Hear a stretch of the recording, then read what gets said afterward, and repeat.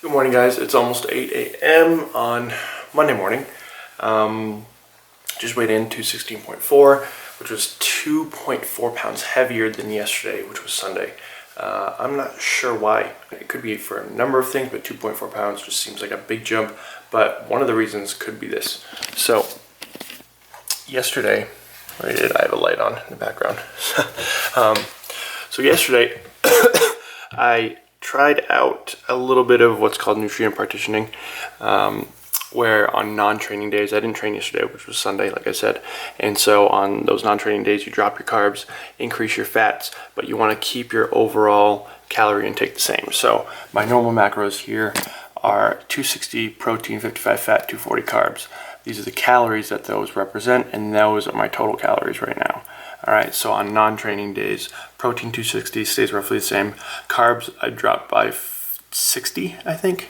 Is that what it is? 70. And fat is at 90. So calories are roughly the same. So if you drop your carbs by 70, you want to increase your fat by 35. So 55 plus 35 is 90. I really hope that's correct. So that could be a factor in the weight gain. I did have 90 grams of fat yesterday. I'm not sure again, but I want to make sure I wrote it down here. So that's one of the biggest things, I think, guys. If you're doing anything or trying anything new, is to write everything down that you do, because obviously this is a huge experiment. You know, I'm doing this for the first time, and so you want to make sure that you're writing everything down so you can reflect on it later on, see what worked, what didn't work, so on and so forth. So with diet, with training, whatever it is. So it's Monday, I'm heading to work, brewing some coffee here. We're trying a different coffee. We still have the Kona coffee, but we're trying this Jamaican blue coffee. It's pretty good, so just a little info on our coffee situation here, because I know you guys are interested in that. So I'm going to be heading to work, come back, then head to the gym, and that'll be the day. So let's do it. Just about 1:30, back from work now. Just made my lunch, and somebody in my previous video actually expressed during my grocery haul that I don't eat veggies, and I'll be honest, that's the truth. I don't eat any veggies during the day, and I just don't find much use in them. I don't like them. I'm kidding. I definitely eat veggies, guys.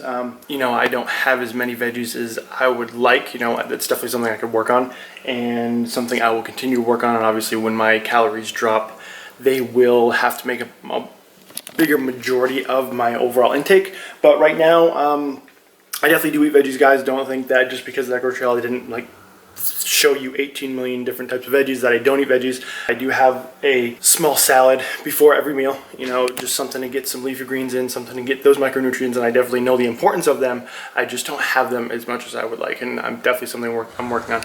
But here is lunch. This is my second meal of the day, and it's 1:30. So this is just a mixed green salad, pretty big actually, pretty sizable. Mixed green salad with some tomatoes, hard-boiled eggs, chicken, and I'm going to put some of this Bolthouse Classic Ranch. This is yogurt dressing, and it's a lot better macro breakdown than typical dressing, whereas like a regular ranch will have like 11 grams of fat or some crazy stuff like that. This has 3 grams of fat, only a couple carbs, so it's a lot better if you're trying to save some fat. Tastes great too. And this being my second meal of the day, it's almost kind of like I'm fasting on prep, which I know there's a big controversy around like intermittent fasting and what are the benefits and if it actually works or if it's actually bad for you because of hormone levels and a bunch of stuff. But I used to intermittent fast probably about 2 years ago, and I liked it. You know, I found it was just really easy to not have to worry about making meals for the first half of the day. You know, just not have to worry about eating till 1, and then you get more at a time. Really, that's ultimately it. Obviously, we can dive in depth with leptin and cortisol and being under stress and, you know, with not eating and putting your body in a state where it might not burn as much fat, whatever it might be. That can be a talk for a whole nother video if you want it to be. Obviously, comment below if you want me to go over intermittent fasting. But I am kind of going through a mini fast because I eat at 8 in the morning. I have my oatmeal, and then I don't eat again until like 1:30, 2 o'clock. So it's like almost was it a 6-hour fast, 7-hour fast, something around there. So obviously I'm not going through a full 16-hour fast, but I definitely feel like I am hungry. So this meal right here doesn't have many carbs in it, just basically fibrous carbs from the leafy greens, and then mostly protein and fats. And I'm going to end up having a majority of my carbs pre and post workout. So I'm gonna eat this, and probably I'll see you guys next at the gym. So catch you there.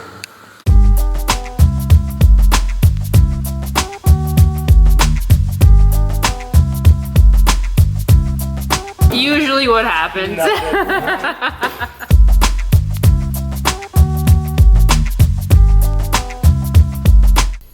What's going on, guys? Thank you so much for tuning in to this episode of my competition prep. So I figured I'd do a commentary over this workout. I know a few of you had requested that I do a workout commentary, and I figured why not. So what I wanted to talk about today is something that was on my mind basically this entire workout, and that is what to do when you gain weight when you're trying to lose weight. And I know a lot of people touch on this subject, and but you know, it was something that was definitely on my mind basically the entire day. And so especially during this workout, just trying to figure out what went wrong and what I might have done differently to cause a 2.5 pound weight gain. It's not a tiny amount to put on overnight. I can understand maybe a 0.3 or a 0.5 or maybe even a pound, but a 2.5 was just on my mind, and it kind of messed with me mentally, and it was just hard to wrap my mind around. And what I ended up just having to tell myself is just, it's gonna happen. I tell myself this all the time, but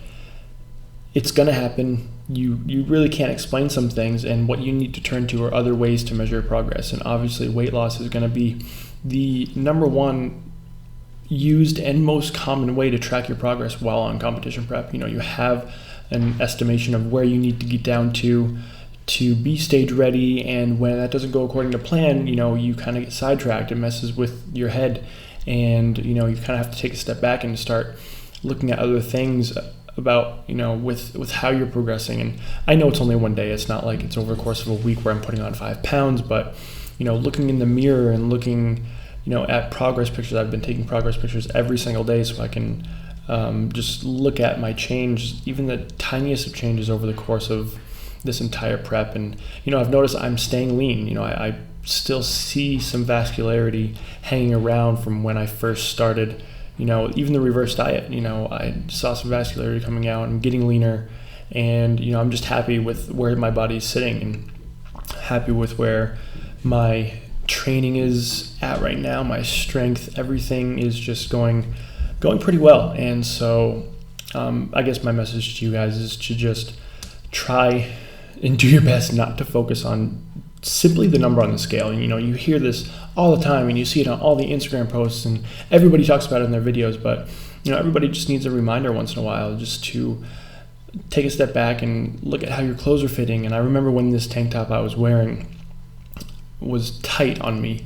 Granted, I was 235 pounds, but it was tight on me, and now it's not tight. It's fairly loose. It fits much better. And so just taking a second to look at that and realize that you are progressing and you are moving forward. And the weight on the scale doesn't always mean that you're moving in one specific direction. It can just be a minor way to judge your progress and figure out where to make adjustments when needed. So as you guys saw, I didn't really talk about the workout too much, but I had back and triceps, 4 back movements, 3 tricep movements, just a variety of angles, a variety of hand positions, just a little bit of everything with this workout. Again, everything's going really well, happy with where I'm sitting at. So we'll just see where we go from here. So that's going to do it for the commentary, guys. I hope you guys enjoyed it. Please comment below if you have any questions whatsoever, and I'll catch up with you guys in just a second. 7:30, made it back from the gym, prepping dinner now. So nothing too crazy, nothing out of the ordinary. Probably got some chicken cooking here. I'm actually not having chicken, I'm having a turkey chop, which is right here. Seasoning, waiting for the pan to heat up. Got some sweet potatoes here that I grilled on the stove, and these here are going to be tuna cakes. So I'm sure you guys know crab cakes, but these are going to be tuna cakes. A little bit of low-fat mayonnaise and some breadcrumbs in here. Not too many, but I will put the macros on the screen. I use 2 cans of tuna, so I'll put the macros here on the screen for you guys. I've made them once before. I'm not deep frying them. I'm not putting them in a ton of oil. I'm just spraying down the pan and using that to kind of crisp them up. I will show you guys the finished product in just a second. There's the finished product. 2 roughly 4-ounce tuna cakes. So I cooked these on medium-high heat on each side for probably like 3 or 4 minutes just to get some good color and to get them to stick together. So that's that. So this is actually part 1. Just a mixed green salad with some broccoli slaw, tomatoes, and a little bit of Walden Farms Caesar dressing.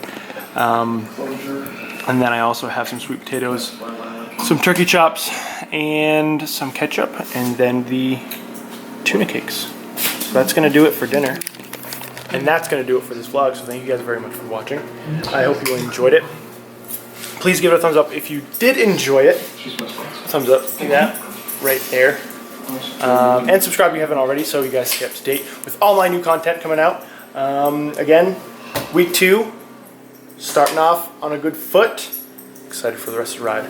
So I'll catch you guys in the next video.